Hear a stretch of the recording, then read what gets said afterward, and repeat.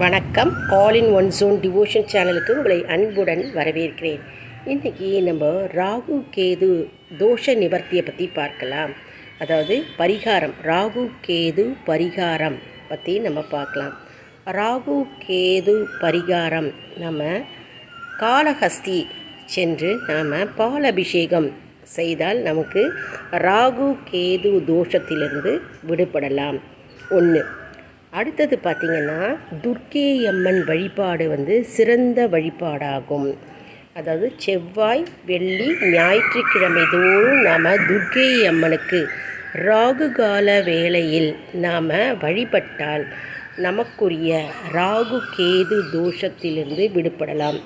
மேலும் செவ்வாய் தோஷம் இருந்தாலும் அது நிவர்த்தியாகும். அதாவது செவ்வாய்க்கிழமை 3லிருந்து 4:30 மணி வரை ராகு காலம் இருக்கிறது. அந்த நேரத்தில் நாம் விளக்கு ஏற்ற வேண்டும். 2 அகல் விளக்கு எடுத்துக்கோங்க. நல்லெண்ணெய் ஊற்றி நாம் பஞ்சு திரியில் தீபம் ஏற்றி துர்க்கை அம்மனை நினைத்து நாம் வீட்டில் வழிபடலாம். மேலும் வெள்ளிக்கிழமை பார்த்திங்கன்னா 10:30லேருந்து 12 மணி வரைக்கும் காலையில் வருகிறது. அந்த ராகுகால வேளையில் நாம் துர்க்கை அம்மனை நினைத்து நாம் வழிபடலாம். ஞாயிற்றுக்கிழமைன்னு பார்த்திங்கன்னா 4லேருந்து 6 மணி வரைக்கும் இருக்குது. 4:30 6 ராகுகாலம். ஞாயிற்றுக்கிழமை 4:30 6 ராகுகாலம்.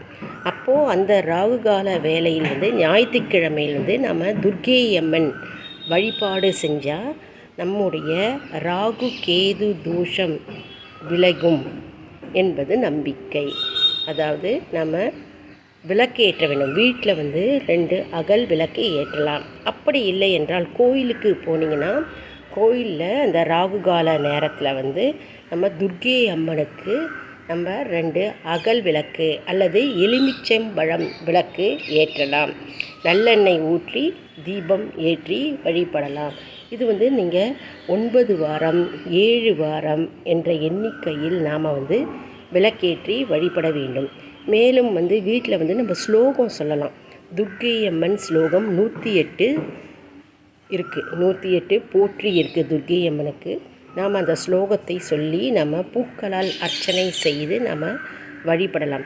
வீட்டில் துர்க்கை அம்மன் படம் இல்லை என்றால் நாம் ஏதாவது ஒரு அம்மன் படத்தை துர்க்கை அம்மனாக நினைத்து நாம் வழிபடலாம். பூக்களால் அர்ச்சனை செய்து தூப தீபம் காண்பித்து கற்பூரத்தை ஏற்றி நாம் தொடர்ந்து செய்யணும். தொடர்ந்து நம்பிக்கையுடன் நாம் வழிபட்டால் கண்டிப்பாக தோஷங்கள் அனைத்தும் விலகும். மேலும் பிரச்சனைகளும் துன்பங்களும் படிப்படியாக விலகுவதை நாம் கண்கூடாகவே பார்க்கலாம். இந்த வீடியோ உங்களுக்கு மிகவும் பயனுள்ளதாக இருக்கும் என்று நம்புகிறேன். இந்த வீடியோ உங்களுக்கு பிடித்திருந்தால் லைக் செய்யுங்கள்.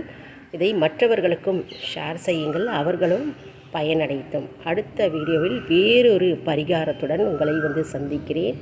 நன்றி, வணக்கம்.